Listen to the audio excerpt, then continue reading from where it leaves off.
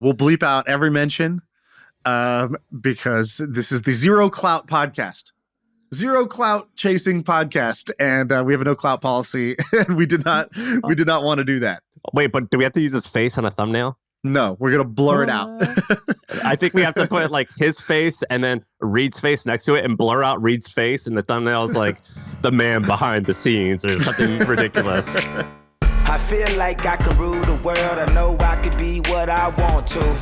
I put my all in it like no days off. On the road, let's travel. Never. All right, what's up? We got Reed from Night Media. He's famous for managing a bunch of awesome YouTubers, including one huge YouTuber, probably the biggest YouTuber in the world. But you know what? Every interview is just people asking him about this other guy. I find that to be a little distasteful, a little disrespectful, and very much clout chasey. And I just, me and Sam, we were texting this morning, and we just said, you know what? He's coming on today. We're not saying. You can bleep that out. We're not saying that name. Let's just have a good conversation with this guy and not chase the clout, which is very hard. It's very hard to do because you get those clicks when you do it, but we're not going to do it. So that's this episode. We're going to talk to him about his agency, different creator businesses. So how creators are building these like often multi-$100 million businesses like Logan Paul's Prime and other businesses like that. So good conversation there. But we also have a second announcement. And the second announcement is that it is producer Ben's last day producing an episode. This is it. This is your Michael Jordan shot against the Jazz. Will there be a Wizards comeback? 6. I don't know. But this might be your walk-off. All right, here's the rules.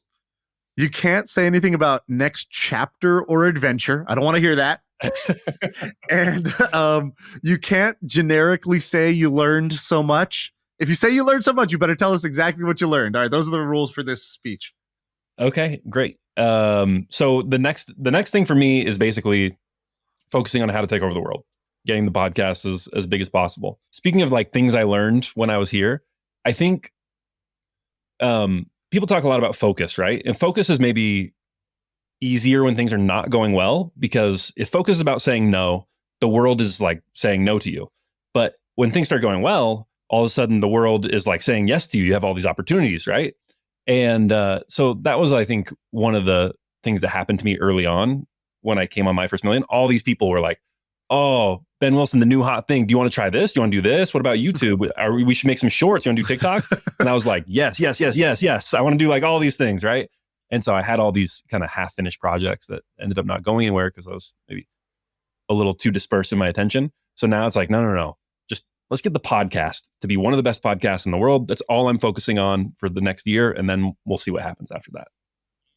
There's nothing better quitting your job when you have twins, let alone even one baby. What kind of responsible Mormon are you? I mean, what kind of decision was this? Reckless at best. Well, I mean, it's not like I'm starting from zero, right? It's not like I have an idea for a podcast. Luckily, you guys have put me in a position where the podcast is doing pretty well right now. So even if I have a bad year and it doesn't grow that much, I'll be fine. And if it goes really well, then things will be great. So it's a little bit of a risk, but not an existential risk. And do you have, a message to the fans? How do you want to leave us here? Where do you want to go with this? So obviously the first message is go follow How to Take Over the World wherever you get your podcasts. You'll love it. I guess the most important thing is thank you guys. My life changed a year and a half ago when you guys brought me on the show, and I called it the ride of a lifetime. But really, like, I didn't know if I would be able to make a living as a creator before you guys brought me on here. Now I know that I can do that, at least in some capacity. And so my life has completely changed. So thank you. This has been amazing, and I've loved doing it. And to everyone who has like supported me, been such a fan, cheered for me on the podcast, like, thank you to you guys, to you listeners as well. It's meant a ton, and I've loved it. So I guess that's the last thing. I'm just very, very grateful for this opportunity I've had. The reason I didn't like celebrate you leaving, because I'm like, you're not really going anywhere. You'll be around. You're just going to be unemployed for a little while, and hopefully it works out. But I'm sure it will be, and I'm happy you kind of came in our lives. It's fun having you around. We're hiring for a producer, by the way. Speaking of, we sort of need a producer now. Yeah. So we're using one of Shaan's Filipino assistants for a little while, but I don't know if that's going to work out. But yeah. My mom is trying to download Audacity this morning, so we'll see what we can do. Yeah. So we need a producer, but yeah, Ben, we love you and thank you for everything you did. You were mostly decent at a handful of things. Sam's like, this was the ride of a year and a half. I got to tell you. Yeah. It was a leisure walk, but it was fine enough. No, Ben, you're amazing. I still listen to all the pods, so that's how I know that it's a good podcast. Yeah, I'm glad you're doing this because we need more episodes. Like if you go, I've listened to all the episodes. I just need more episodes, so this is good. I'm glad you're doing this. Thank you so much for everything that you've done. You've brought a lot of, good support and good energy to what we do. We make it very easy for me and Sam because we just get to show up, perform, and then not think about it after. Like as soon as we hit done, me and Sam don't really have to think about anything. And that's because of you and a bunch of other people behind the scenes. And so thanks for everything you've done, man. And we will all go in solidarity. The gentleman's agreement today. You don't subscribe to us. You go subscribe to How to Take Over the World. Fantastic podcast. It basically talks about, great conquerors and people who achieved greatness and great things. Ben goes and reads like 50 books and then just summarizes it into one awesome podcast story, 1 hour, so that you don't have to go read all those books and you get the story from him. So it's an amazing pod. Go subscribe. Thanks, Ben. Talk soon. We're live now. I went and listened to a bunch of your interviews. I did the I forget the guy's name. I like him a lot. The financial YouTuber in Vegas. And then I watched Graham Stephan. Yeah, Graham Stephan. And then I watched Samir and Colin, and then a few others that you did, including your channel. And I was like, Shaan, what if we just don't say the word the whole time? Because he's great. But I know I've learned a bit about it. Which is, let's just not mention frankly, it once. It's a bad business decision. Not going to get the views. You're not going to get the clicks. You're not going to get all that stuff. But I don't really care. In fact, actually, it's a great business decision to not be chasing the algorithm. So I say we just talk about whatever's actually interesting. I think it might be no bleep. So I think we might be able to go the whole episode without it. Let's try. It's totally up to you guys. The Colin and Samir videos like took off. I think we'd expected it to do well. I don't think I expected it to get whatever it's on 4.7 million views. But yeah, you're like, who's counting? As accurate as of today, but who's counting? Is it accurate? Yeah, that's like pretty much the exact number. How do you describe yourself? You're the founder of Night Media, but Night Media has a studio division. You have Night Capital, I believe. You have, Night Media in itself, it's fairly simple. It's just like an Endeavor or one of these other agencies, but it's a different genre. But how do you kind of like describe what you do? Yeah, we've started to call ourselves a creator holding company. So we, at the center of the business, we represent talent, and that's been consistent since I started the business in 2015. But we built out these other verticals now, which you mentioned. We have a venture studio, which has created things like Feastables. We have a studio, which is like making shows on streaming services. We have a venture capital fund, which is called Night Ventures. It's a $20 million fund. And then we announced Night Capital, which is a $100 million growth vehicle. So for us, it's like a platformized creator holding company. And yeah, I think early on, it was much easier to just say I'm a talent manager. Now it's a little more confusing when I'm like, I can be entrepreneurial, I can be an investor. I'm also a talent manager. So I kind of play in a lot of different spaces. I think it's great because talent manager seems to be a horrible business from what I can tell.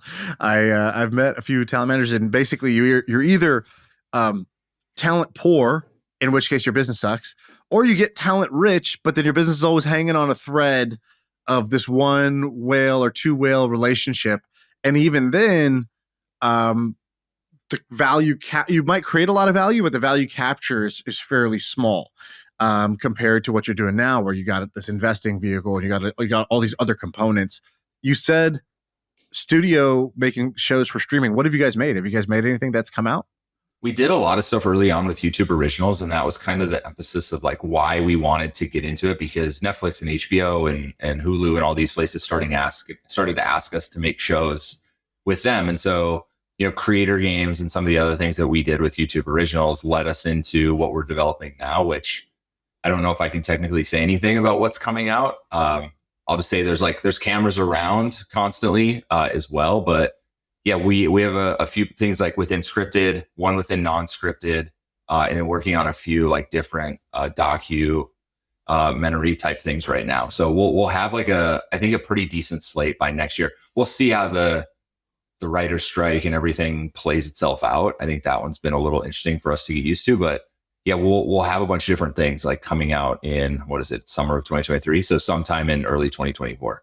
Is the agency business, Shaan was joking, but he's being serious in that it's a bad business. Is that actually a bad business? Because when I'm totally outside of Hollywood. When I see like Ari Emanuel, I'm like, it looks like his personal cash flow was pretty decent on the rise versus a lot of like startups. You know, you're kind of in poverty until you have some type of liquid event.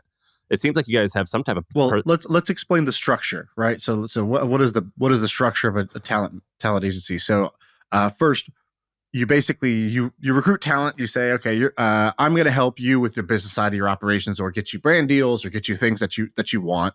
Now, in the world of YouTube, are those exclusive or non-exclusive? Like, for example, for an NBA player, their manager, their agent is their exclusive representative, or they could fire them. But like, no, you can't have multiple people bringing them deals. It all has to go through that person. They get a cut of everything. So is it usually exclusive or non-exclusive when it comes to YouTube? I think it depends on the type of management company. We've always kind of sat on the fence of exclusive. And I think the interesting thing about talent management businesses is they generate a lot of cash. And so most of the management companies that you look at that have actually started to create things like when you look at let's just look at the big Hollywood agencies like 3 Arts, Entertainment 360, Brillstein, the ones that have built some of and launched some of the biggest shows like It's Always Sunny and Friends and Seinfeld, and some of these things that they have back end on that they will just have back end in perpetuity on, which those things are ending. But those businesses generate a lot of cash. I think the thing that they've struggled with is like, how do you build something much bigger than just this cash generating management company? And so when I started Night, the management company was really like the wedge of access into everything else. And that's really how I looked. It's like, if you could represent the biggest, start with digital creators, because me, like starting this business by myself outside of the Hollywood system was very hard to say, I'm going to go sign an actor, actress, musician, because that is very much dominated by the Hollywood sphere. And so I knew that it would be much easier for me to build a wedge in digital and go represent, I started with Dude Perfect in 2013, but go represent digital creators, build that wedge, and then use that as the access point to either continue building a bigger management company in other verticals, or to go build, something within a venture studio, have a venture capital firm. Like the management company gives you access to everything else. And that's how I saw this in 2015. And I think that the managers that realize that, and there's some really like good ones that have realized that. Matt Carter, I think, realized that pretty early on, is like the management business is kind of the means to the end to build Uninterrupted and some of the other things that he's doing with LeBron. I think Scooter's probably the best example of like what Ithaca became off the management company. And so that's really how we've thought about it, is like, management is the core of our business, but it's really allows us to have a wedge that gets us into everything else. So that kind of proves the point, right? Like if a business has to be a means to an end, it's probably in itself not the best business to stay at. You mentioned a couple of those. Those sound like pretty cool businesses. So Maverick Carter is LeBron's longtime friend. I think high school. I think is he part of the high school crew for LeBron, or did he come a little later? I think one of them came later.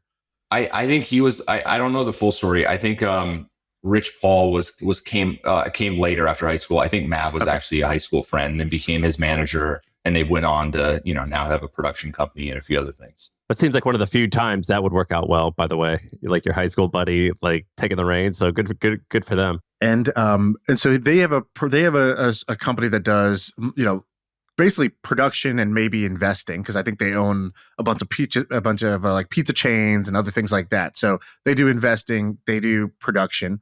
You mentioned Scooter Braun and his business, and so what is his business? Is that like, that sounds like that might be a fantastic business. What is it? Well, it started off. I mean, everyone knows the story probably, that he met Justin or found Justin on YouTube when he was really young, reached out. The rest is kind of history there, but. He ended up building a music management company that was really like, I think the cash cow of that business was more touring, right? With Ariana Grande, Justin Bieber, some of the other people. And then he sold it to Hybe about, I want to say a year ago or 18 months ago. And they started either buying other management companies, they're buying music catalogs. They're doing a lot of different things right now.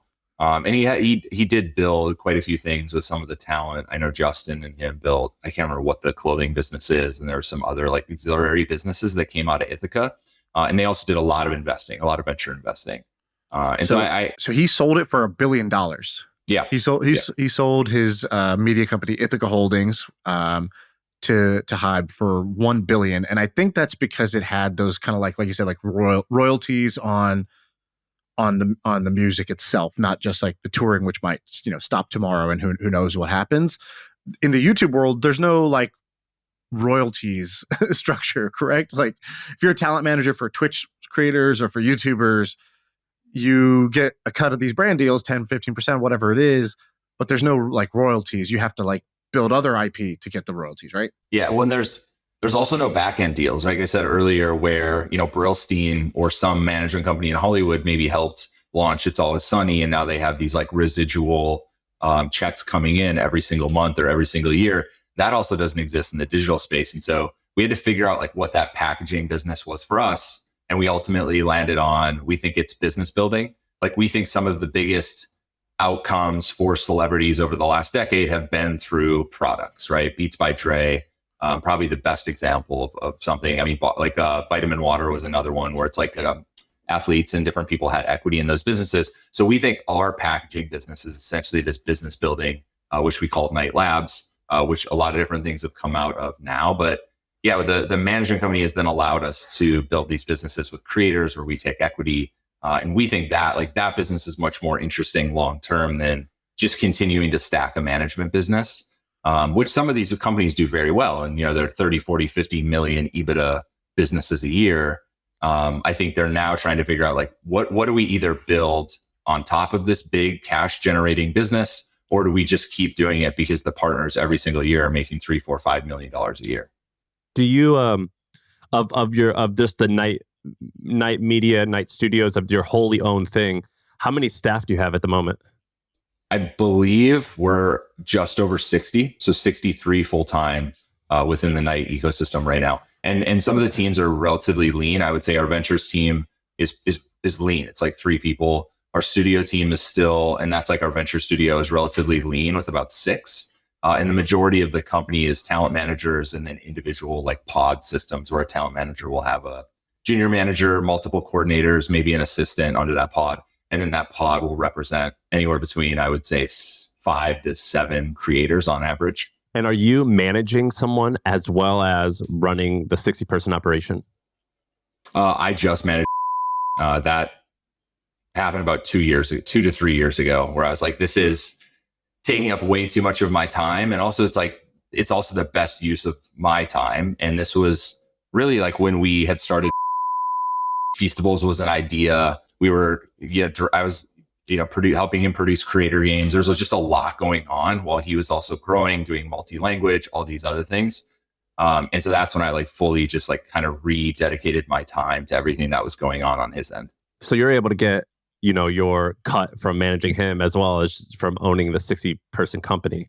Yeah. So in that regard, it seems like things are pretty good. Even though you want to go bigger. It's a management company. So yeah, things I think are always a little hectic. And, I'm most of my focus right now is on Feastables. I think you guys have, I'm sure you've seen the chocolate bars.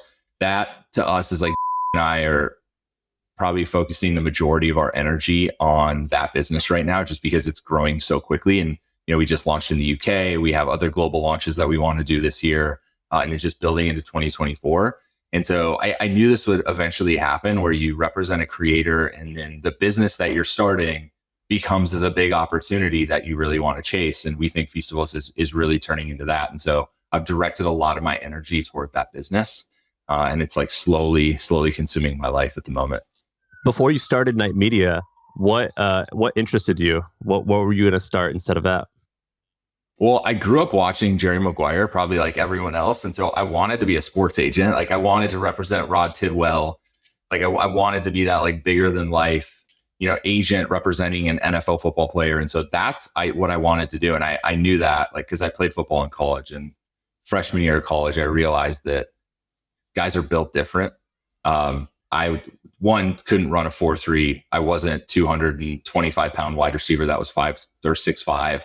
And so I knew like playing in the NFL was going to be very, very difficult, just seeing that the level of high school to Division I football that I was at. And so, I started seeing that a lot of the players that I was playing with were going to the NFL. Some of them were getting drafted. Some of them were going to have like NFL careers that lasted 10 years. And so I positioned myself to be a representative for those players. And that's really what I wanted to do.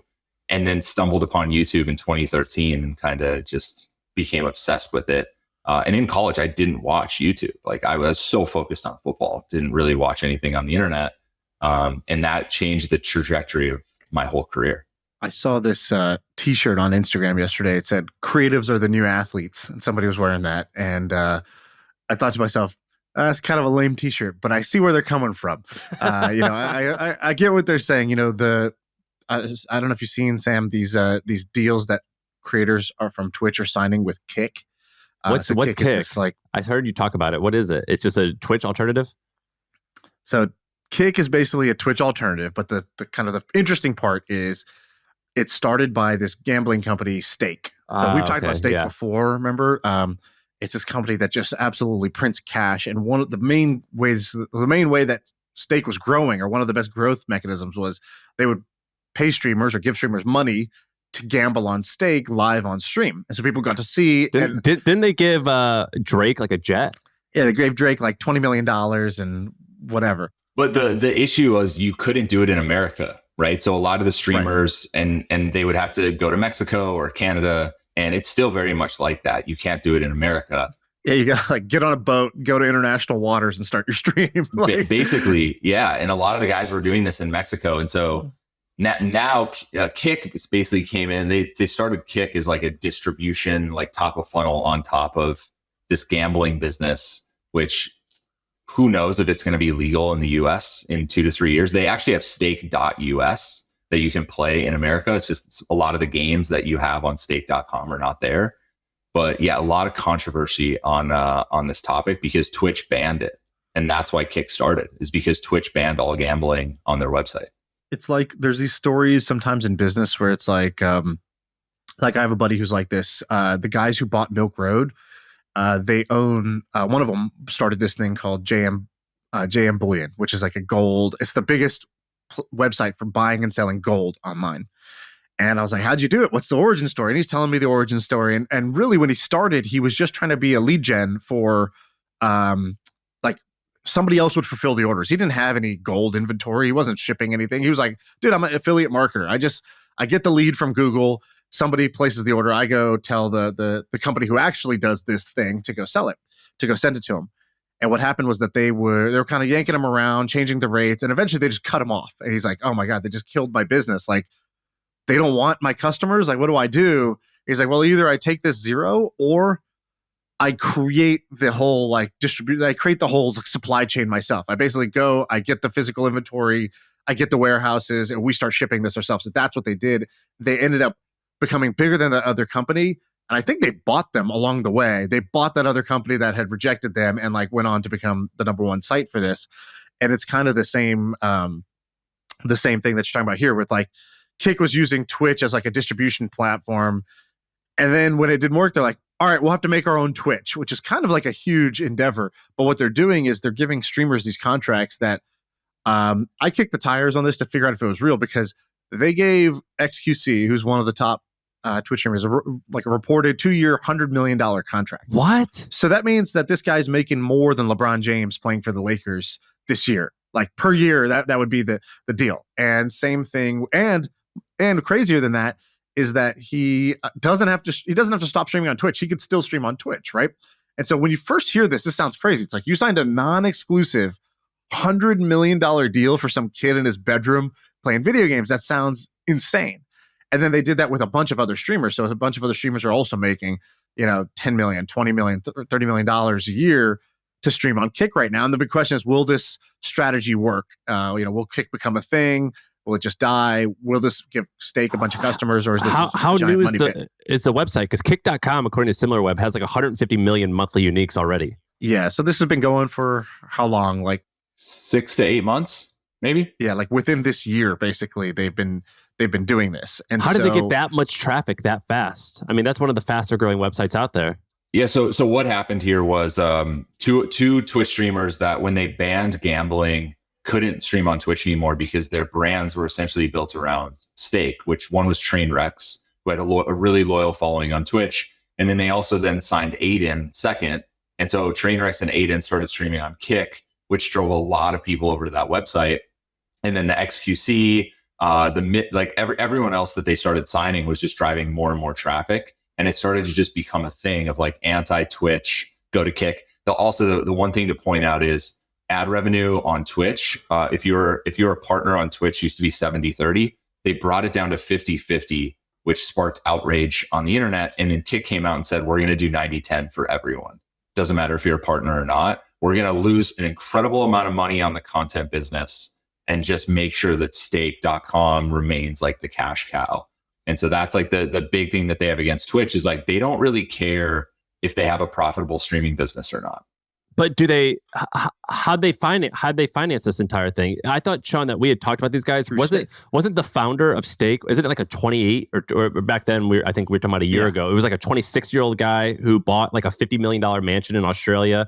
Is it still like a bunch of young guys doing this without financing? I mean, not without financing. The financing is Stake. I mean, outside financing. It had like an $800 million dividend last year or something insane. Like that business is just ultra profitable. And so their competitive advantage is basically that they're like Reed said, their business model is not ads on Kick or subscription cut.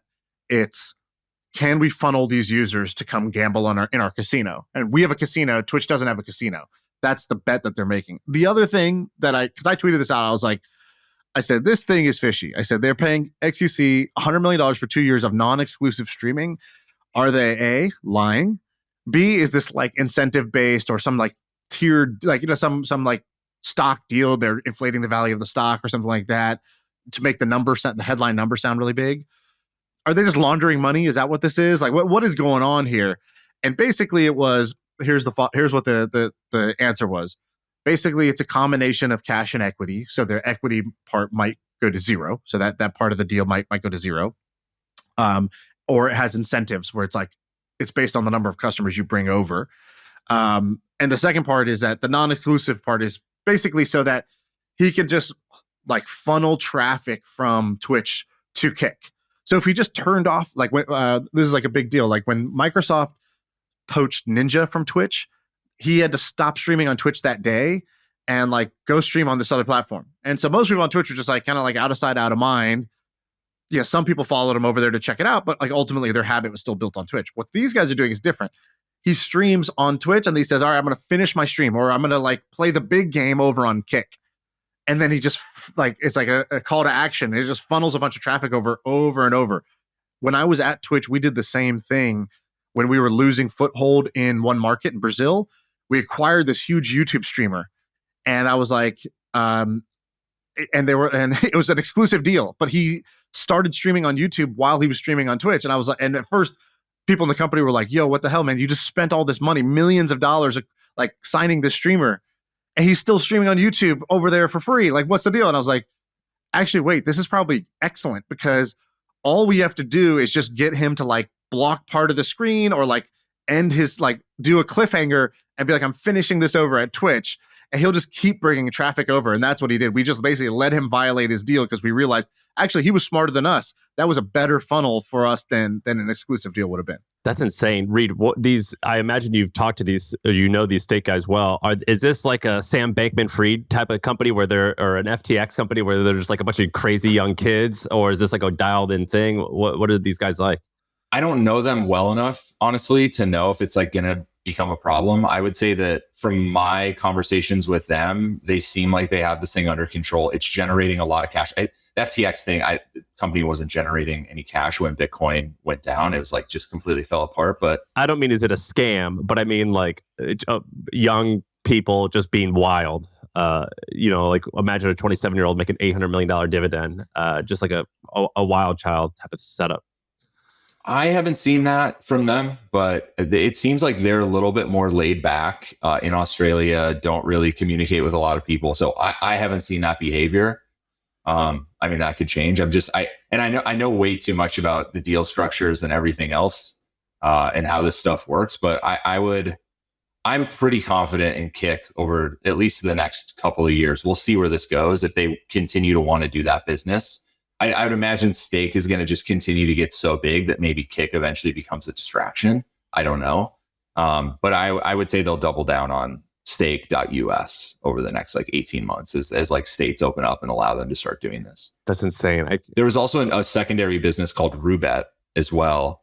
That was essentially the stake.com competitor. I'm not 100% sure what happened to Roobet, but it's still around. And so there is other businesses like Stake. Stake just completely won because they were able to sign the biggest creators like Train. They signed Drake, which you guys said. And so at the moment, it's a runaway train. They're kind of taking all the market share. In one of your other podcasts, you'd mentioned how you're like, well, a lot of creators, they think, well, I have an audience. I'm going to launch this product. And you're like, well, that can work for a couple months. But if you do a good job, this turns into a proper company. And the real challenge, you were saying, the real challenge that I'm in is finding amazing executives to actually run the companies and build these into real companies. You said for Feastables, I think you said you had the president of RX Bar to come and be the CEO for the burger business or the restaurant business. You partnered with someone and you also, it sounds like, had a president or a CEO of that company. What type of deals are you striking with some of these CEOs to make it worth their while to do this?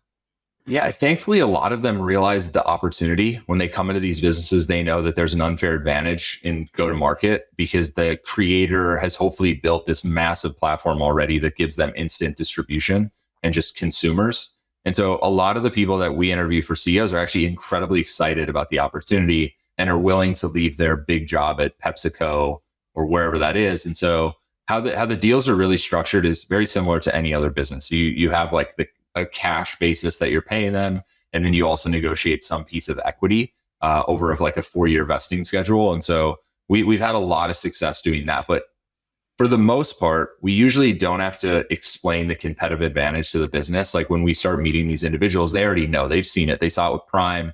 They're seeing it with Feastables. They've seen it with Happy Dad.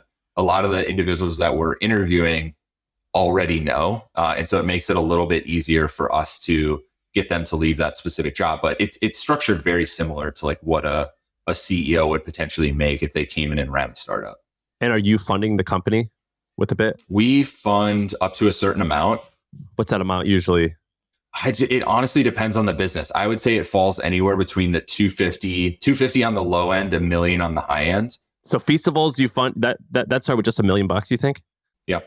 The big issue with Feastables was, and this is the issue we're now having with some of our consumer products, is retailers, instead of, so if you started a chips business or whatever, and you didn't have a creator attached to it or anyone attached to it that gave you an unfair advantage on go-to-market, you would go to a retailer and they would say, we want to test you in 100 stores, or we want to test you in 200 stores. And from a cost perspective, to fund the PO wouldn't be that, it wouldn't put that much strain on the business.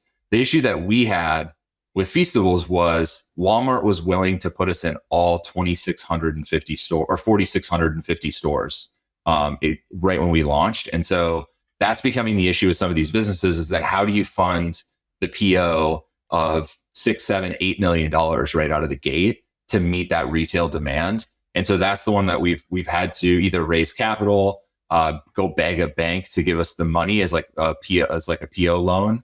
And so that's kind of the issue that we've run into. And even with Feastables, we raised a small amount of capital, and it was really just to fund the 4 million chocolate bars that we ended up selling in season 1 that sold out in, I think it was 45 days. That was the biggest cash constraint to the business. Let's talk a little bit about Prime. So Prime seems to be just taking over. Really, really impressive. I don't know how much we've talked about it on here before, but can you just explain what's going on with Prime in a way that would, for somebody who's kind of out of the loop, or maybe vaguely heard of it but doesn't really truly appreciate the extent it's what it's doing. Yeah. So if you don't know what Prime is a hydration drink that was started by Logan Paul, who many people are probably familiar with, and then KSI, who is based out of the UK, but I would say the most popular creator to ever come out of that region. And so, they very notably like boxed against each other multiple times. They were enemies, and the story was them coming together to start this business. And the company that they partnered with actually made an energy drink called Alani Nu. That's actually, you see it next to Prime. I think in every grocery store, retail chain I go into, it's like Prime sits here, Alani Nu sits right next to it. And so the founders of Alani Nu basically created this drink that they then called Prime, and Logan Paul and KSI came in. Really is just the marketing engine. They don't do anything operationally for the business. They really just market it. And it became like a clout piece to hold a bottle of Prime. Like now these 10, 12, 13-year-old kids have to have it. They have to drink it. And we've seen some of I saw an article about people saying the FDA needs to go regulate this business because it has too much caffeine in the energy drink. And so now there's just a lot of stuff going on about the company, but it's grown an incredible amount. I think I can't remember what Logan said on one of his podcasts, but I think they did $45 million in revenue in January of this year. And that was the last thing that I'd seen them say publicly about the business. I think he said, if I remember correctly, Shaan, we talked about it. It might have been 6 months ago. I think he said like 200 million for the year. Is that right? Yeah, that's the number. That's one number we had heard, but 45 million obviously would put them on a totally different trajectory than that. So yeah, it appears to be just an absolute monster. Who's Logan Paul's manager? Who's his read? His name's Jeff. He's on the podcast. He's been his same manager for a long time. Logan talks about him quite a bit. And so if you watch some of Logan's older videos too, he would periodically show up. And so they've been together for a long time. And Jeff put together that deal, and it's been incredibly successful. We'll see how it ends up. I don't know. I would imagine they're going to want to continue to do this thing for another couple of years and then probably sell it. And those guys who created the drink, you said they created Alani Nu, but that wasn't that big. Like it seemed, I remember when Prime first came out, I was like, who are these guys? And I think it's two dudes, right? Who are the founders of that. Yeah. And they didn't really have a huge hit before that. How did they even secure that deal? And why did they partner with them over some more established thing? Do you know? I honestly don't know. I've never had that conversation with Jeff of why partner with this company instead of doing it yourself. I think I would imagine what happened was this company presented them with the opportunity, and it was something that really resonated with Logan. And then I remember the story of him saying he called KSI and tried to get him on board, which he did. And so it probably was just right place, right time. Logan was ready to lean into something else. Logan's done a lot of different business ventures over the last 5 years. This one obviously is far and beyond the most successful. But I would imagine right place, right time. They liked the product, got along with the individuals who were operating the business. And the partnering with KSI, were they just actually friends the whole time, and the whole boxing thing was just a sort of frenemies thing, or because that's kind of a genius move, right? Like you kind of have to give credit to be like, you know what will make this even bigger? Because normally, let's say you're one of the biggest YouTubers. Those people tend to have a bit of an ego. I am distribution. I don't need anybody else to do this. I don't need to split the pie, especially with my enemy. So that's kind of interesting. Well, what's going on there? No, totally. They did not like each other. The boxing beef was real. They were definitely enemies. And from my understanding of the story, and I've only heard Logan's side of this, I haven't heard KSI speak about it. It took a lot of convincing for Logan to get KSI on board, because there was still a lot of animosity between the relationship there. A lot of stuff was said. A lot of personal things were said about girlfriends and parents. And it was a very personal beef that went on in this YouTube space for a while. And so I think that's why it was so surprising when those two came together to launch Prime, because it was the last two individuals you would have ever thought to partner together on a hydration drink. He said my Pokemon was a PSA 8. It got ugly. Yeah. Yeah. But now it's for us, it's been helpful because, they launched in Australia and it went incredibly well for them. They launched in the UK. It went very well. And so Feastables, we're probably 6 to 8 months behind because they, had a product and launched a lot sooner than we did. But it's allowed us to then go into those conversations in Australia, UK, Southeast Asia, where the retailers have already had massive success with Prime, where it's a much easier conversation for us to explain to them why they should take Feastables. Where I think if we were the first ones coming into the industry, like into Woolies in Australia, probably a little harder conversation pre-Prime. Well, and that Prime seems like an amazing category. Like that to me, the hydration drink, water, basically like fancy water, is a better category than chocolate bars. How do you think about categories that you're going to go into? Like, do you think that's a better category? And also, like, how do you choose what category to get to? Is you could basically promote anything, dude. When we did the thing with Shaan organized this thing, and he brought a bunch of Feastables. I ate about 8 of those things in one night. I felt horrible the next day. I didn't eat dinner. I just ate all this chocolate. So at least for that night, it felt like a good category. Yeah. Well, okay. So I have to back up to just explain how this all started. And so, this started with in a parking lot, kind of brainstorming ideas while it was in between him filming this video that never got posted. Like most videos that like just got filmed and people never saw it. But anyway, we came up with this idea where we wanted to launch a snacks company, and we wanted to build this content idea around launching the snacks company. And chocolate bars to us felt like the right category for a couple of reasons. Like, one is it's a massive business. Like, it's a $26 billion industry. It's very holiday seasonal dependent, which if you're a parent going into a store for Halloween or for Easter or something like that, and it's like Hershey's is sitting here and Feastables is sitting here, and you have a 8, 9, 10, 12-year-old son, daughter, like it's a no-brainer. Like, you're going to buy the Feastables chocolate. And so that was one reason. Another thing is the 50th anniversary of Willy Wonka was in 2021. And so the initial idea was, let's put golden tickets in chocolate bars and sell that and give away a chocolate factory, which became just a thing in itself of, buying a warehouse and turning it into a chocolate factory was no easy feat. But that really kind of sparked the conversation of, okay, well, if we're going to build this on this chocolate factory giveaway with a chocolate bar, what are the other categories that we can eventually go into? The cookie really came because, had this joke on his channel, and it's been since the beginning, is you guys see it in the banner. It's like, subscribe and I'll give you a cookie. And so we wanted to venture into cookies next. It's not, I would say, as big of a focus for us as chocolate. I think we're really trying to build out seasonality in chocolate. We're trying to build multi-pack in chocolate. I don't think people truly understand how big Hershey's actually is and how dominant they are in the space. Like, they truly dominate chocolate because they also own Reese's, which is like, if you walk in a chocolate aisle in Walmart, Target, Kroger, wherever, you see a giant wall of orange and a giant wall of brown. It's like, you very clearly, those two businesses or those two brands dominate the chocolate aisle. And so we thought it was a good space for us to go at because it wasn't so oversaturated by 20, 30, 40 different companies. It was like, we really knew who we were competing against. We were like, we're competing against Hershey. We need to be more innovative. We need to build this gamification layer. We need to build a better product that has higher quality ingredients. We knew like what the roadmap looked like to compete with them. It's been a lot harder than we thought.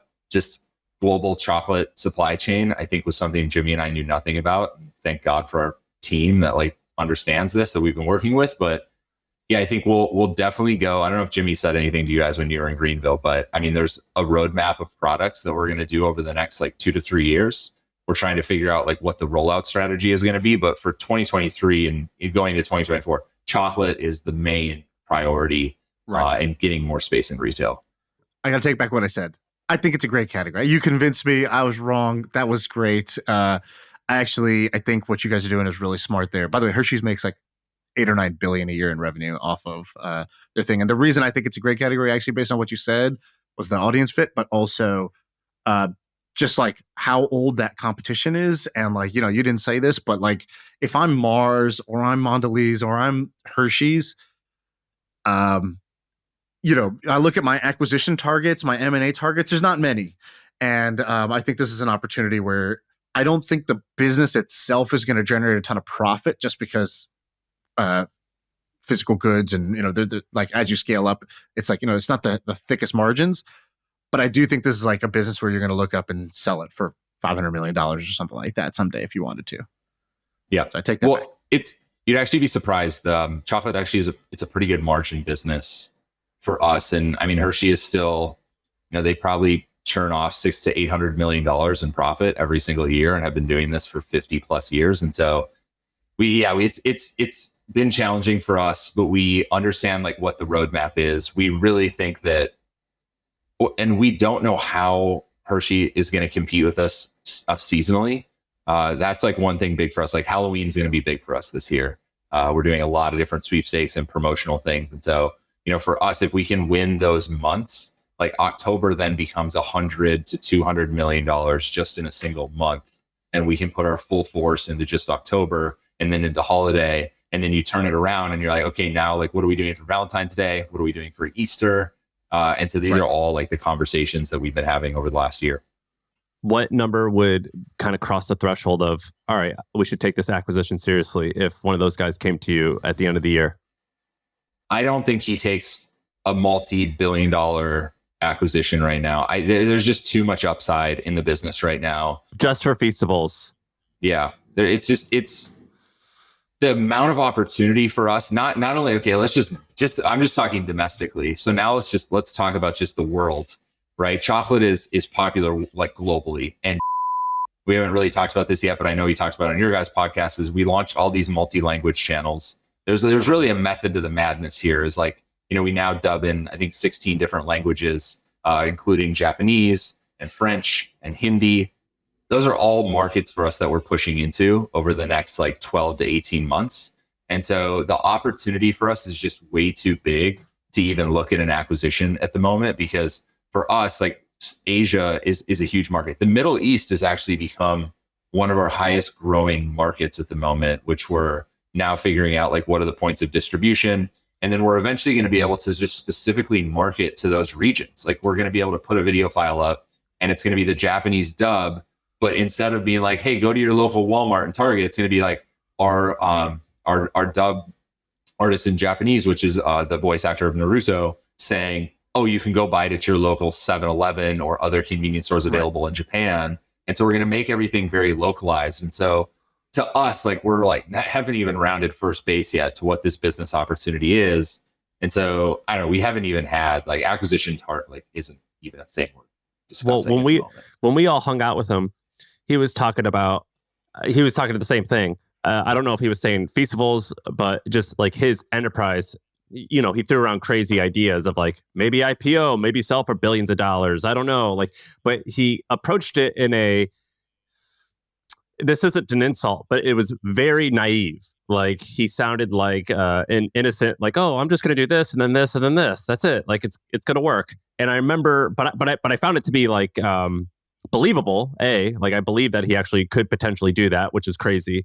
But B, I felt like his ignorance a little bit about business was actually a massive tool for him a little bit, where I was like, man, that's like, you'd be one of the biggest things in the world.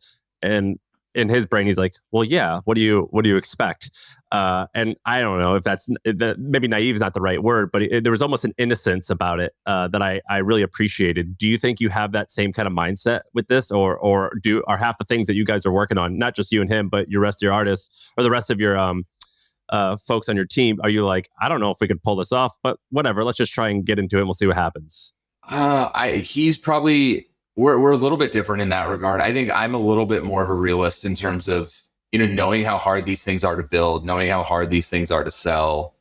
Like I said, ultimately, it's going to be his decision, if he wants to sell this thing or not. But I think there is a level of, him and I are very naive to at least when we entered the chocolate arena, we didn't really have a good understanding of what we needed to create, how we needed to compete. And I actually think that was an advantage for us, because we were just running as fast as possible, trying to get product out. And we made a lot of critical, I would say, decisions that were either big positives or big negatives. And we were able to go change the negatives very quickly. I think one is... I think you said you didn't even have customer support the day you launched or something like that. We didn't have customer support in which we then learned in Feastables. Like, okay, and a little different business. So we had a full customer social support team when we launched Feastables, thankfully. And you've done a couple of these now, and I think I've always been amazed. Like some creators are much better promoters than others,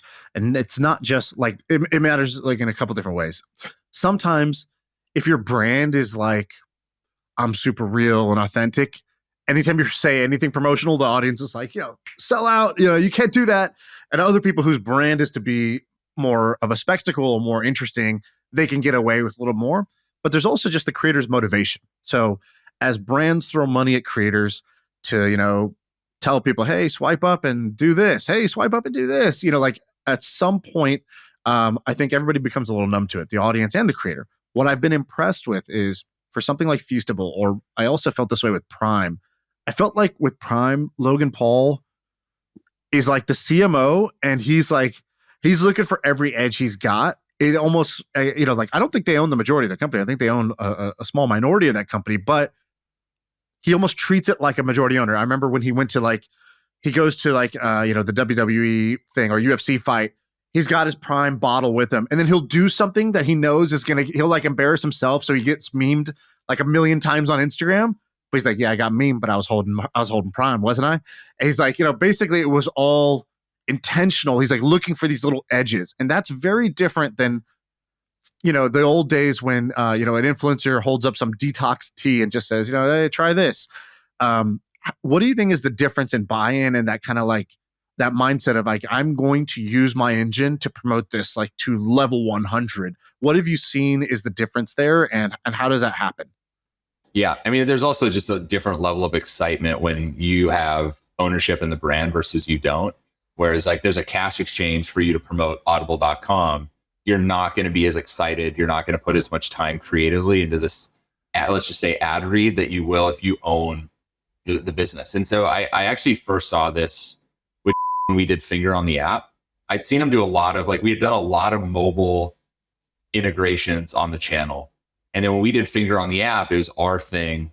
We owned it. It was our competition. Explain what it is for somebody who doesn't know. Finger on the app was, we created this mobile game where a person puts their finger on their cell phone, and the last person to take the finger off the phone won $100,000. And there's little bombs that would pop up. So you'd have to move your thumb around to just avoid objects that would pop on your phone. It ended up lasting 72 hours, and then someone won $100K. But level of excitement and level of promotion just went to the next level. He was, telling people why they should download it. And he was, messaging people back on Twitter who was like, hey, I just downloaded, I'm ready for the game. He was responding. And so there's there's much more depth to the level of excitement on the creator side. And you really see that with Prime and too with Feastables. And you see it with also Happy Dad with Nelk. They're going all in on Happy Dad. The podcast is essentially built around, Happy Dad is everywhere for each podcast episode. And I do think the future is creators starting businesses. The issue is most of the time it's just going to happen at the top, where we are seeing some interesting businesses for a mid-tier creator who maybe isn't to the level of Logan Paul or Nelk, but they're Cars versus Bids or something like that, where it's the channel maybe has 2-3 million subscribers doing 500K a video, and they're gaining a lot of traction on that type of business. What are some other examples like that? In the creator space? In the creator space, cool creator businesses that are not just well, I'm the most famous guy on earth, so whatever I say works. What are some, we had Doug DeMuro on for Cars and Bids. Yeah. What are some other examples like that? There's one called Rare Candy. It's with Leon Hart, who's, he's a relatively large Pokemon style creator, and he has a marketplace where you can buy Pokemon cards and do Pokemon unboxing. So it's similar to Whatnot in how it works, but it's, Leon Hart owns a large piece of that business. To go back to the top, Emma Chamberlain Coffee, I think is another one. It's very organic to her, talks a lot about coffee. And now I'm starting to see a lot of businesses pop up on the smaller end where it's maybe you have a channel that washes windows, right? So it's a TikTok creator who maybe it does ASMR through washing a house or washing windows. And they use it as this top of funnel in a city where all these individual houses or all these people are now reaching out to and be like, oh, this person's in Austin. I'll pay them $400 to come pressure wash. I've seen a lot of house. those for pressure washing. They're all over the place, and the grass cutting, lawn mowing. Yeah, lawn mowing, vending machines. Seeing a lot of little small niche businesses getting built. But I think these businesses are much bigger than people think they are. They're gaining even in the pressure washing. I'm meeting creators and they're making $20,000-$30,000 a month just from pressure washing homes, and then all of a sudden they hire 2 or 3 other people because the demand is so high for people, booking them out to clean their home, that they start to hire employees, and then it becomes a real business that once just started as like one TikTok video of them pressure washing their own house. Are you from the Midwest? I'm from North Dakota. You're the first person on the pod that says the word wash like I do with an R. I grew up 40 miles from the Canadian border, so I'm probably just as Canadian as American at this point. I get made fun of all the time for saying that word that way, that I'm embarrassed to even say it, but I just heard you say it. Are there any companies or any creator businesses out there that are shockingly large that many people don't know about?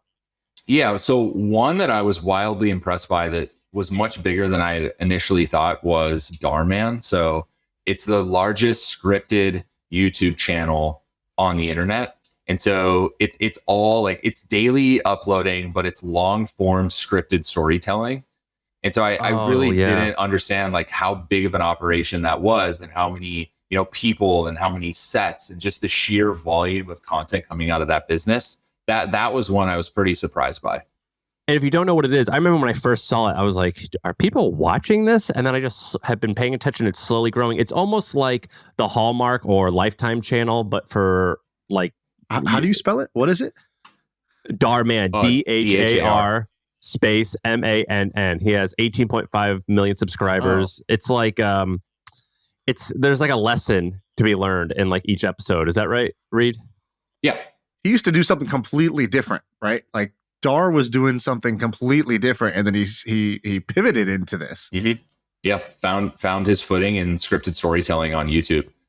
More fast paced, a little bit more light on the scripted like storytelling aspect, because it's like more content and volume. I'm pretty sure this guy had a giant weed business before this. Makeup, actually. But I think he also had a weed business. His wife is also an influencer. I think she has a makeup business. Yeah. I'm pretty sure this guy had a cannabis business. I don't know if I got that right. But why is so funny? Yeah, WeGrow. He started WeGrow. he started WeGrow. It sold hydroponics and marketed for growing medical marijuana. That's funny. Why is this guy impressive to you, Reed? What's the behind the scenes information? Just the sheer size of the production company. People say it, they're like, oh, you can build, production entities on top of YouTube, and creators are hiring employees.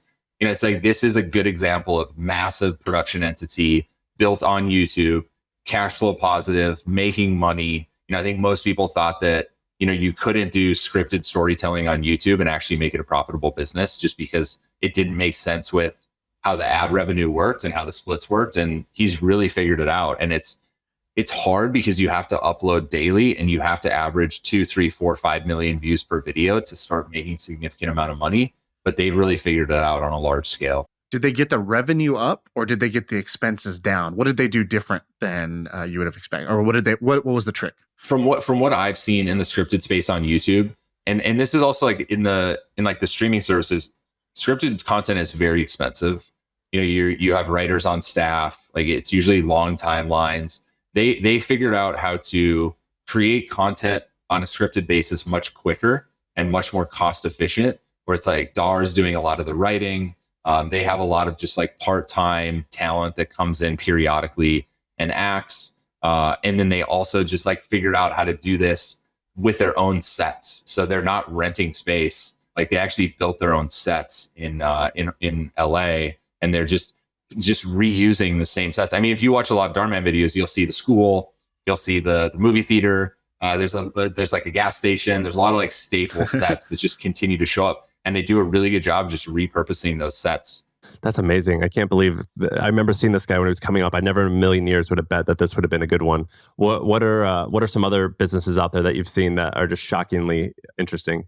So this it's not a channel that's a business yet, but I stumbled upon it a couple weeks ago. It's called Ryan Hall Y'all, and he was a former meteorologist, and it's like a channel based on just what weather is happening across the country, different things that you should know about, like the hurricane season and how it's going to affect the southeast. And I'd seen channels try and do this in the past. He's the first one that's gaining like tremendous traction, and you can see it in the views per video. It's like 2-3 million views per video just talking about different weather patterns And this is one that could, I think, become pretty interesting long term, whether he decides to build something on top of that. And I'm guessing it's like a very minimal team. It's probably him plus an editor. What is he doing? Because weather's so local. People, what do I care about the weather in Toledo, right? Unless there's a natural disaster, like, what do I care? So how is he doing this? This is incredible.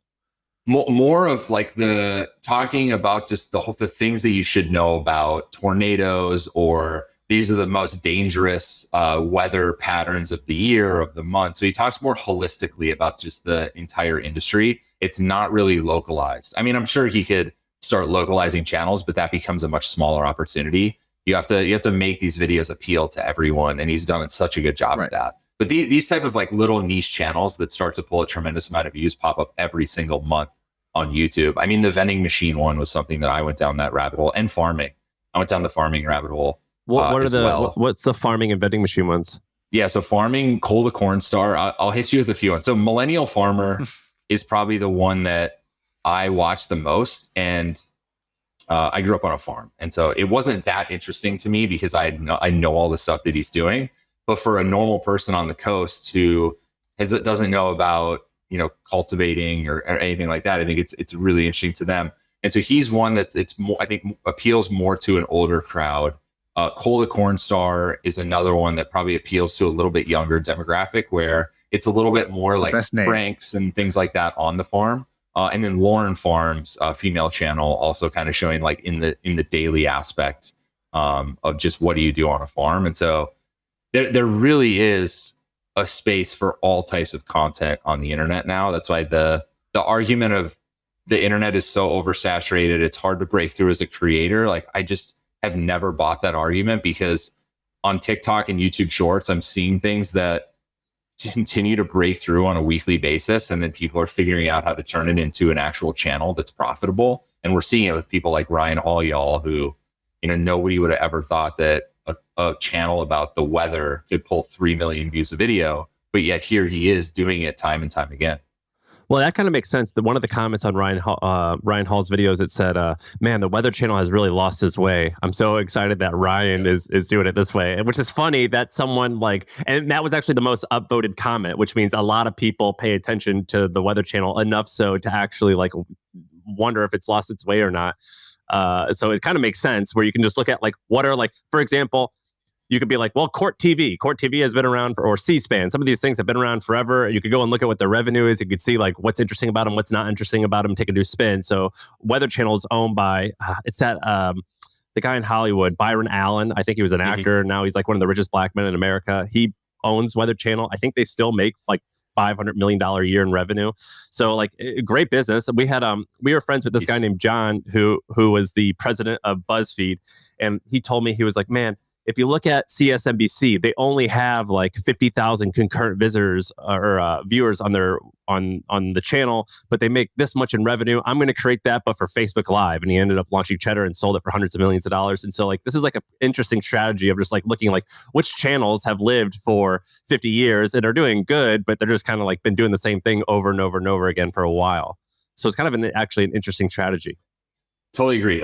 Building a new weather channel, I think, is incredibly complex and complicated, but he definitely has the type of distribution that could start that business. I think then it's just you would need to find a partner to help him probably execute that. But yeah, that's I think why I found that the channel so interesting. It's I go to the weather channel. I even have a widget on my iPhone that pops up it's automated from the weather channel. It gives me the weather every single day. I was I would much rather download a Ryan Hall widget that gave me the weather. I would much rather support that than the Weather Channel. And so, yeah, I think there's a pretty interesting opportunity there for him. You'd made a comment. You said something like you would bet that YouTube will be 5 times more valuable than any other platform combined in terms of value from a creator's point of view of the type of business you can build on top of it. You know more than I do, but Shaan and I had made this argument a year and a half or 2 years ago, where we're man, Twitter's happening in the tech field, but there's not really a a what's the Kardashian lady, the Jenner, there's not like one of the Jenner persons who've like launched this like Instagram business that became $1 billion company off of Twitter yet, but we think that there's going to be something there. And then Shaan was like, yeah, there's like the guys on the guy mafia on Twitter. There's like the strip mall guy. There's like the storage guy, and they're actually like raising a significant amount of investor money to create some of these companies. Have you been playing around with Twitter and seen like some of the micro influencers? And the major difference is, instead of like what you do, which is more pop culture, this is a little bit more B2B and much older. But have you paid attention to like Twitter and played around with the idea of one of these folks, whether it's like a Sweaty Startup, our friend Nick Huber, who's got like a 400,000 following, about them building like pretty big companies on the back of Twitter as opposed to YouTube? Yeah, I've seen it. I'm actually not surprised because I've been pretty outspoken of social platforms. Where do you build the most fan loyalty across social? And I've seen that Twitter is at the top of the pyramid in terms of fan loyalty. Like a Twitter follower that will comment on your tweets is much more valuable than a casual viewer on TikTok or Instagram, because usually like they actually care. And so I think people are now starting to figure that out, that Twitter is actually incredibly valuable if you can start to gain traction and start to get people that really engage. It's an older demographic, where I think the one thing that YouTube is really struggling with right now is, yes, there's people like Ryan Hall and there's people like Millennial Farmer who are appealing to maybe a 20 to 30-year-old, but it's much more suited for an 8-year-old to watch content. Whereas Twitter, to me, is like, I spend most of my time on Twitter. The people that I meet on Twitter, like I would buy products from if they actually promoted something. And so I just think that Twitter for me has been really interesting from just a fan loyalty perspective. It's just the depth of the platform, whereas Instagram and TikTok to me have been more casual. I buy things on Instagram, but it's rare. And TikTok is like my mind share. It's like every single second I'm seeing a new video. I don't even remember the names of the channels that I see on TikTok. They just come and go. Like when I'm at different events and I see a lot of TikTok creators, I recognize them because I've seen them on TikTok. I have no idea what their TikTok channels are, which is bad. But I will remember like someone's Twitter at that I see, and I'll be like, oh my gosh, that's at whatever it is. Very rarely do I say that about TikTok. And so I just think that the depth of consumer is just much different on Twitter. Who would you buy a product from? Which of the quote Twitter creators would you buy a product from? Or rather, who are some of your favorite follows? I mean, I met Blake Robbins, which we've, did a podcast together. I met him on Twitter. That was how we met. I thought his tweets were incredibly interesting. I thought as an investor, he was talking about a lot of things that interest me. And so if Blake would have sold anything 3 to 4 years ago before I knew him, I would have instantly bought it, because he had built up that, loyalty. I had that loyalty of like, I not only agreed with a lot of things he was saying, I thought it was really interesting to the point where I would take time to comment or like that tweet. And I have a lot of those now, just that I follow on Twitter. And then you get to like the of it that are getting hundreds of thousands of likes. And I think, now then you have the bots and you have a lot of internet trolls and stuff like that. But where Blake kind of sits is in the 30, 40,000 follower range. And a lot of those people care about what he's saying. And then the word of mouth becomes really interesting, where someone says, hey, I use an 8 Sleep mattress. It's changed my life. If someone like Blake or you guys tweet that, I'm going to be like, what is an 8 Sleep mattress? I should probably figure out why they like this so much. But if someone on TikTok is like, oh, my 8 Sleep mattress, blah, blah, blah, I probably just scroll past it and don't even think twice about it. So that to me is like something that I've noticed. I tweeted out that I love 8 Sleep. Like, I don't have any affiliation with them. I just had one of their mattresses and I tweeted out how much I loved it. And then right away, their team reached out like, hey, can we do an affiliate deal? Or do you ever want to partner together? I'm like, no, man, I'm just talking about cool shit that I like. And so, But they said they sold a lot of mattresses from that tweet. Yeah, the people that follow you also can afford the product. They, probably have been following you for a long time. They trust what you say because you guys aren't shilling a ton of stuff constantly. So when you authentically talk about a product, like people pay attention. It's like Tim Ferriss, Totally. Right? Like I used to pay a lot of attention to what Tim Ferriss was using and talking about on Twitter. Are there any other good follows that you have that you could see launching a business and succeeding? I mean, you guys mentioned some really good ones. It's not a platform that I pay a lot of attention to in terms of individuals like that could grow businesses. I think I'm much more suited for YouTube. I live in the depths of YouTube every single day. Twitter for me is like following people I know, you guys, my friends, like other people in the business sphere. But we'll see. I hope they're able to grow businesses on top of it. I have a lot of confidence in Twitter just as a platform to grow fan loyalty. What about Threads? We didn't ask you about Threads. If you guys look at the Google Trends for Threads, it's not looking good. I also saw a graph this morning on daily active users for Threads that just like fell off a cliff. It plummeted. And so it's But that's predictable, right? I didn't have a lot of faith in it, but we'll see.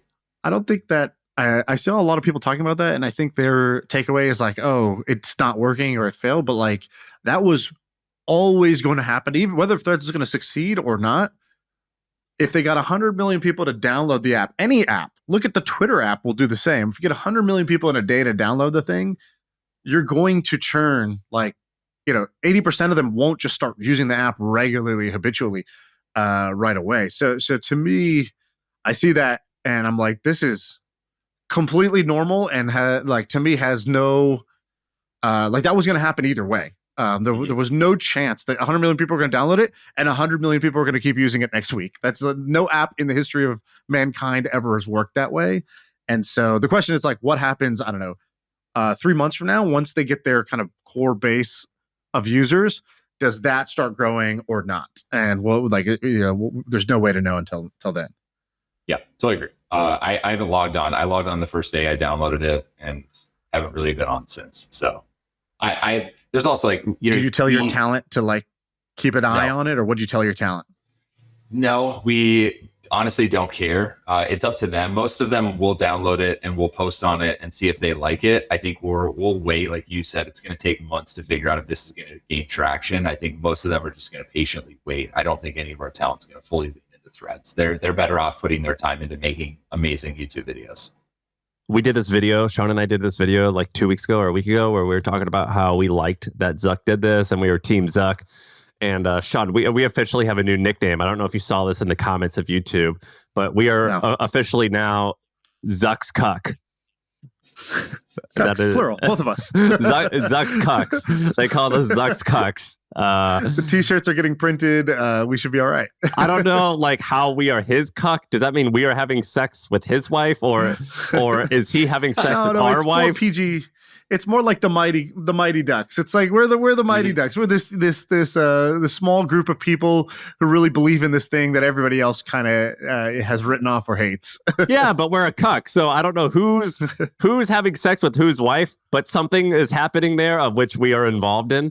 We are officially Zuck's cucks, which I'm okay with. I'm a Zuck cuck for sure. Well, once they box or fight MMA, like I'll be in Elon's side of the octagon. So maybe we'll will you really, bro? I think so. I will bet you a large sum of money that if that ever happens, that Zuck would crush him. I guess in terms of who would win, I mean, just looking at the pictures that Marc posted with Israel Adesanya and Volkanovski, it scares me a little bit if I'm Elon Musk, but I still I gotta support Elon. So win or lose. Do you last couple questions, but what would you sell Night Media for right now? I wouldn't. I created Night because I really enjoy it. What would I do if I sold Night Media? I become an investor. Like I already get to do that. So yeah, but there's got to be a number. What do you think it's worth? Man, I don't know, to be honest. It all depends on how you value the subsidiary labs businesses. I mean, I know what the core management company is worth and what the subsidiary businesses are, I think is like where it could flex quite a bit. But I enjoy it. Like, I think if I sold Night, the acquiring business would have to make me the CEO. Like if we sold it to an agency, like they would have to make me the CEO of that major agency or management company because I actually enjoy doing this. Like it's not something like I didn't start Night Media to sell Night Media. I started Night Media because I was like, I really enjoy I really want to do this. I find fulfillment in it. I have a venture capital fund. I get to invest. I get to start businesses. I get to be entrepreneurial. I get to be a manager and I get all the perks of being a manager. I don't want to do anything else right now. That might change in a few years. Who knows like what time will do, but yeah, I don't know. I wouldn't sell it. We've had offers. Like, I just wouldn't sell it. So what hundreds of millions of dollars, I would assume. Low. I wouldn't sell north it for of hundreds of millions of dollars. There's no chance in hell. That's wild. You're in a good position to be in, right? Yeah. I mean, there's just, I feel like I said this about Feastables. I feel this about the whole company in general is we haven't even got started. It'd be hard for me to sell this thing with the amount of upside that I see over the next like 5 years. I could see a partnership of some sort. I don't think I could just fully sell it and walk away or have like an earn out over multiple years right now. Not yet.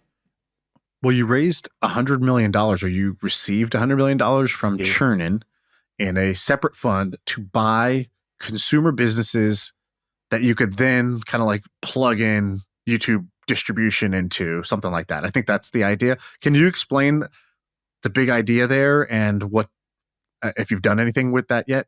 Yeah. So Labs will start a business 0 to 1. Feastables was started ground level, raise capital, hire the CEO. Night Capital is more fixated on finding a business that's generating cash that maybe is doing $5, $10, $15 million a year. And we think we can come in, probably buy a majority stake in that business, roll some creators or a celebrity onto the cap table and expand what that business is doing, or just continue to grow that business. It's very similar to what Chernin does and is doing with Cars and Bids and did with Barstool and Hello Sunshine and all these other businesses. Yeah, they've done that tons of times. Yeah, a massive opportunity for us to do it as well, but just because we understand this creator ecosystem and just internet pop culture so much better than anyone else. And so that ideally is like why we did Night Capital.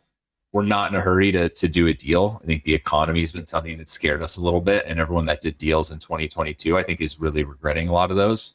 And so we're just patiently waiting for what that thing is going to be. Well, dude, we appreciate you doing this. You're the man. It's always, I like just hearing like what you're tinkering with. You have a very interesting perspective on things. What do you think, Shaan? Yeah, this was fun. And I'm glad, I don't know how well we stuck to our mission, but I think it was pretty good. Yeah, it was pretty good. We'll bleep out every mention because this is the Zero Clout podcast. Zero clout chasing podcast, and we have a no clout policy, and we did not want to do that. Wait, but do we have to use his face on a thumbnail? No, we're gonna blur it out. I think we have to put like his face and then Reed's face next to it, and blur out Reed's face, and the thumbnail is like the man behind the scenes or something ridiculous. I'll let you guys figure that one out. I mean, there's plenty of things that. No, you got to figure it out. We don't know how to do it. We suck at YouTube. Nah, you guys are killing it. So YouTube is. We have way more downloads on like the actual podcasts, iTunes and stuff like that. We suck at YouTube. I mean, I would argue that a listener on iTunes or Spotify is probably way more valuable than a single listener on YouTube in the podcast genre. So I think what you guys are doing is incredible. And I would continue to focus on listens across other platforms. I wouldn't like hedge too highly on YouTube at the moment. I agree that we like went hard on YouTube for like the last 12 months. And now it's like, oh man, actually the podcast number that just steadily grows every single week. Whereas YouTube, it's a little lumpy. Yeah. I'm the opposite. Yeah. I love YouTube. I think it's great. I just like the comments, I guess. I love it too, but I do think that I consume your guys' podcast on Spotify. So yeah, I guess that's what you get used to. Once wherever you consume it, you're like, this is a good place for things. And so yeah, that's where things go. All right, Reed, thanks for coming on, man. Where should people follow you or find you? Shout out wherever you want people to go. I mean, we spoke a lot about Twitter, so it's just Reed JD on Twitter. And then I probably am the most active on Instagram in terms of like answering messages. So same thing, Reed JD on Instagram. So I appreciate you guys. Thanks for having me on. See ya. I feel like I can rule the world. I know I could be what I want to. I put my all in it like no days off. On the road, let's travel, never looking back.